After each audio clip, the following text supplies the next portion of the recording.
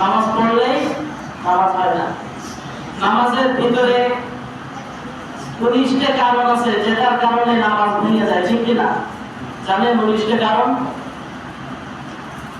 আপনি যদি মনে করেন নামাজের ভিতরে আমি 17টা কারণ মেনেছি, 17টা কারণ মেনেছি, একটা কারণ মানি নাই, এই নামাজ ভঙ্গের কারণের ভিতরে আপনি যদি মনে করেন আমি 17টা কারণ মেনে নিয়েছি কিন্তু একটা মানি না, আপনার নামাজ হবে কিনা? হবে না। কারণ 19টার ভিতরে একটা যখনই আপনি না মানবেন আপনার নামাজ বরবাদ হয়ে যাবে। শুধুমাত্র তাই নয়, আল্লাহ রাব্বুল আলামিন আরো আমাদের ওযুর ভিতরে যে 7টা কারণ দিয়েছে। কয়টা কারণ? 7টা কারণ। ওযু ভঙ্গের কারণ কয়টি? ওযু ভঙ্গের কারণ 7টি। আপনি যদি মনে করেন আমি ওযু ভঙ্গের কারণ 7টির আমি 6টা পালন করছি আর একটা করছি না, আপনার ওযু হবে না? যাবে। কোনটা? চলে যাবে, আপনার ওযু থাকবে না। শুধু তাই না, আল্লাহ পাক রব্বুল আলামিন নামাজের বাইরে এবং ভিতরে ফরজ কয়টা দিয়েছেন? 13টা। কয়টা? 13টা। 17টা কোনটা? নামাজের বাইরে এবং ভিতরে ফরজ কয়টা? 13টা। বাইরে বেশি না ভিতরে বেশি? বাইরে। বাইরে বেশি। বাইরে 7টা, ভিতরে 6টা। এবার আপনি বলেন তো, আপনি বাইরের ফরজ একটা মেনেছেন আর 6টা বাদ দিয়ে দিয়েছেন, কিন্তু ভিতরের ফরজ আপনি 6টাই মেনেছেন, আপনার নামাজ হবে কি? ভেঙে যাবে। কোনটা? ভেঙে যাবে। কারণ নামাজের একটা ফরজ বাদ দিলে আপনার নামাজ কি হয়ে যাবে? নষ্ট হয়ে যাবে। ঠিক তদ্রূপ ভাবে আল্লাহ রাব্বুল আলামিন বললেন, আমার বান্দারা যারা ঈমান এনেছে, আমার বান্দারা যারা ঈমান এনেছে, ঈমানের দাবিদার, ঈমান দাবি করে, আল্লাহ রাব্বুল আলামিন বলেন এই ঈমানদার দাবি করা মানুষদেরকে আমি বলতে চাই যে যেমনি ভাবে নামাজ ভঙ্গের কারণ 19টি, নামাজের বাইরের ভিতরে ফরজ 13টি, যেমনি ভাবে ওযু ভঙ্গের কারণ 7টি, আল্লাহ রাব্বুল আলামিন আমাদেরকে জানিয়ে দিয়েছেন যে তোমরা যে ঈমান এনেছো এই ঈমান ভঙ্গের কারণও আছে। ঈমান ভঙ্গের কারণও আছে। এখন ঈমান ভঙ্গের কারণ কয়টি? 10টি। কয়টি? 10টি। ঈমান ভঙ্গের কারণ কয়টি? 10টি। এখন আপনার মূল উদ্দেশ্য হলো, আমার আলোচনার মূল উদ্দেশ্য, আপনার শোনার মূল উদ্দেশ্য হলো এটা হবে যে আপনি ঈমান এনেছেন, মুসলমানের ঘরে জন্মগ্রহণ করেছেন, এখন আপনার ঈমান আছে না ভেঙে গেছে? এই আলোচনা শোনার পরে আপনার ঈমান আছে না ভেঙে গেছে আপনি বুঝতে পারবেন কি পারবেন না? বলেন, পারবেন কি পারবেন না? পারবেন। তো আমি বলতে চাই যে এটা যে ঈমান ভঙ্গের কারণ 10টি যদি হয় তাহলে আপনি 10টির ভেতরে 9টি মানছেন, একটি আপনার ভেঙে গিয়েছে, তাহলে আপনার ঈমান আছে না চলে গিয়েছে? বলেন তো, আছে না চলে গিয়েছে? চলে গিয়েছে। এখন আপনার ঈমান যদি চলে যায় আপনার কি করা লাগবে? পুনরায় কালেমা পড়ে আবার ঈমান আনা লাগবে। আবার যদি ভেঙে যায় আপনাকে আবার ঈমান গ্রহণ করা লাগবে। এখন আপনি যদি ঈমানদার দাবি করে মনে করেন আমি বড় কিছু হয়ে গিয়েছি, আমার ঈমান মজবুত আছে, আমার ঈমান কাঁচা আছে, তো আপনি আলোচনাটা শুনবেন আপনার ঈমান আছে না গেছে? রব্বুল আলামিন কোরআনুল কারীমের সূরা তাওবার 23 নম্বর আয়াতে আল্লাহ রাব্বুল আলামিন বললেন, ঈমান ভঙ্গের কারণ 19টা আমি প্রতিটা বান্দাকে বেঁধে দিয়েছি। ঈমান যার ভেঙে যাবে ঈমান আবার আনা লাগবে। ঈমান যার ভেঙে যাবে তিনি ইহকালে অশান্তিতে থাকবে এবং পরকালে অশান্তিতে থাকবে। ঘোষণা টাকা আল্লাহর ঘোষণা। আল্লাহর ঘোষণা যদি এটা হয় তাহলে ঈমান যদি ভেঙে যায় তাহলে ওই মানুষটা কখনো জান্নাতে যাইতে পারবে না। বলেন তো, পারবে? ঈমান ভেঙে গেলে আপনার পরিচয় কি? কাফের।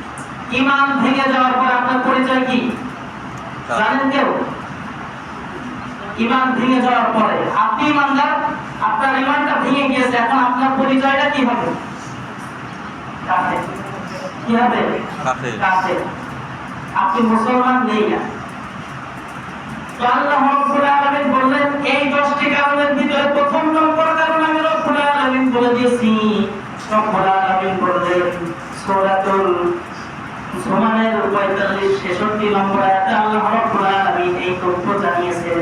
রব্বুল আলামিন বললেন আমার সাথে যারা শিরক করবে, এক নম্বর কারণ আল্লাহ বলে দিলেন আমার সাথে যারা শিরক করবে তাদের ঈমান ভেঙে গিয়েছে।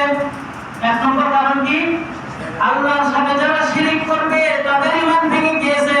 এখন যে মানুষগুলো বলে জনগণের ক্ষমতার উৎস, তাদের ঈমান আছে না নাই?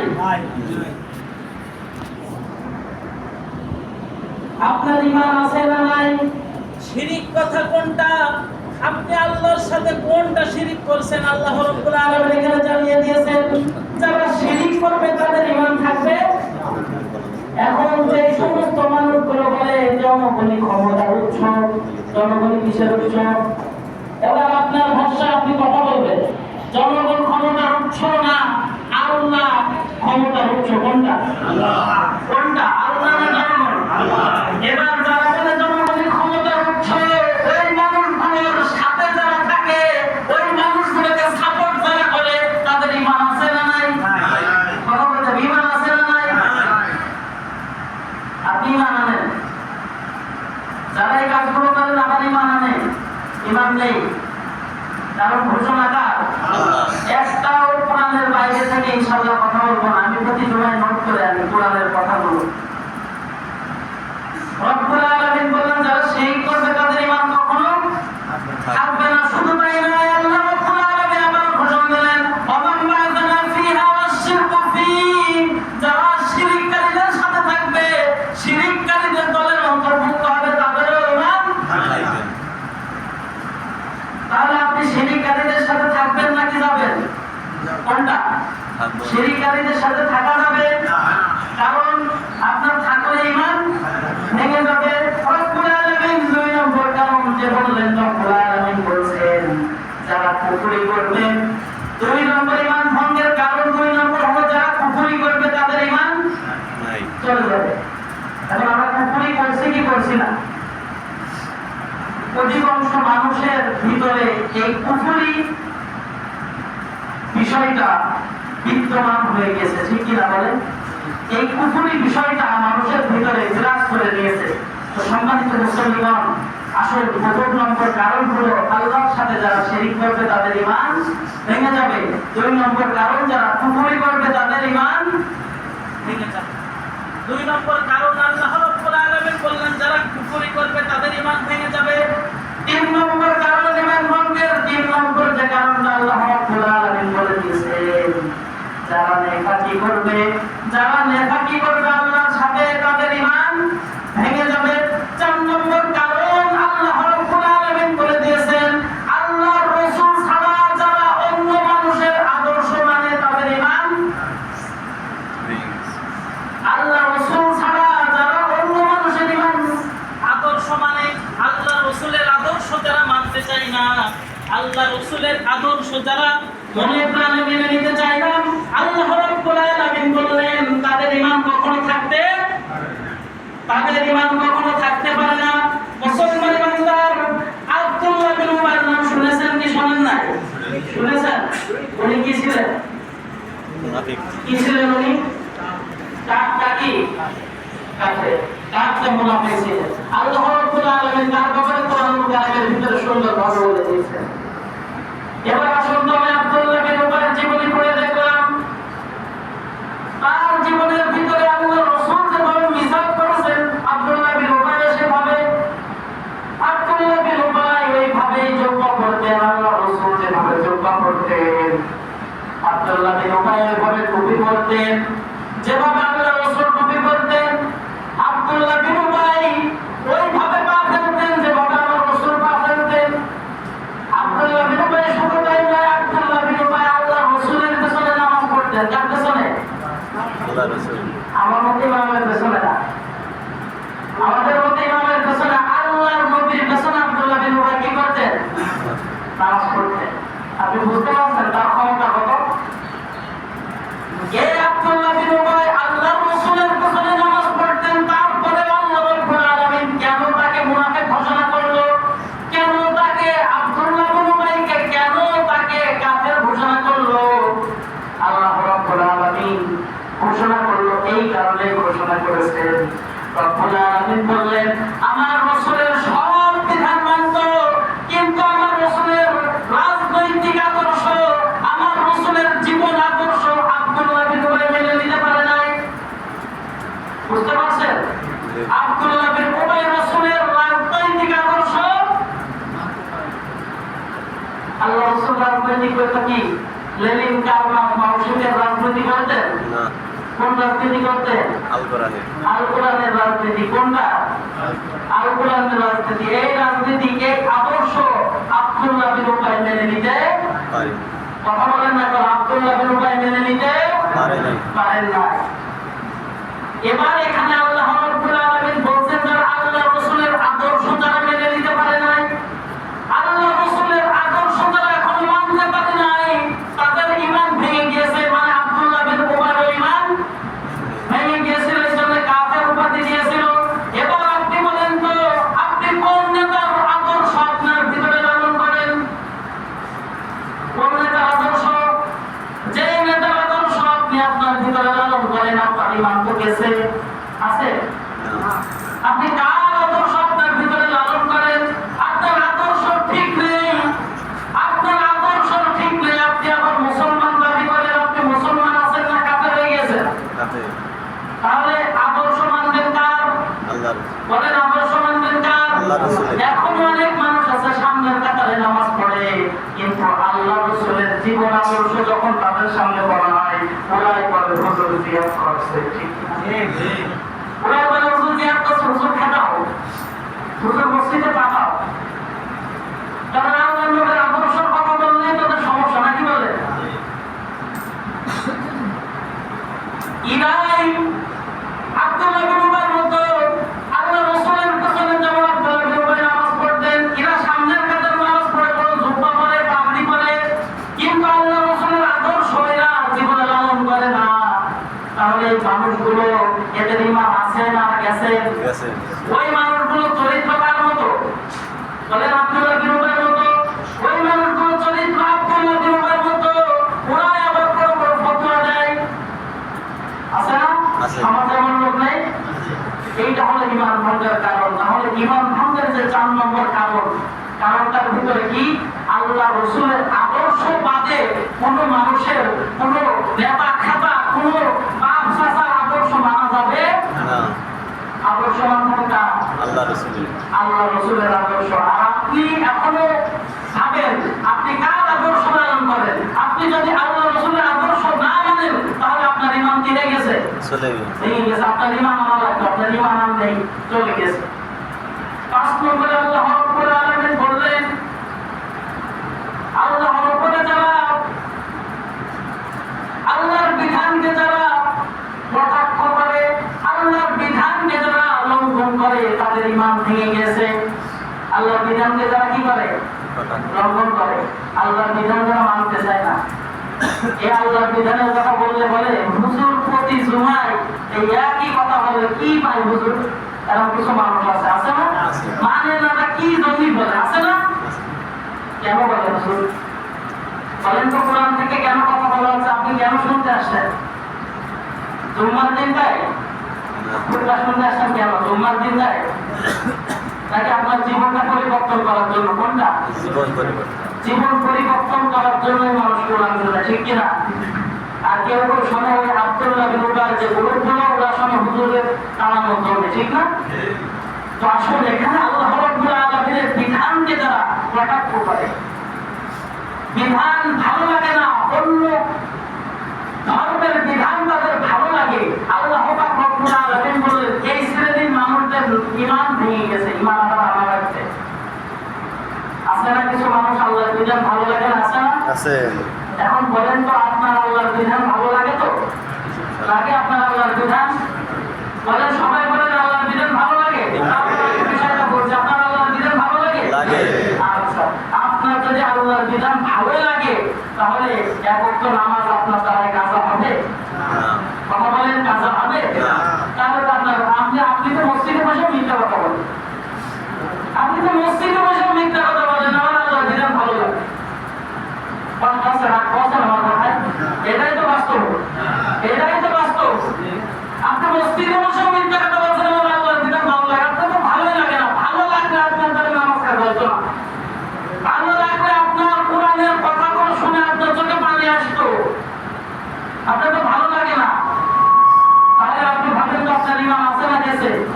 আপনি মুসলমান আছেন না।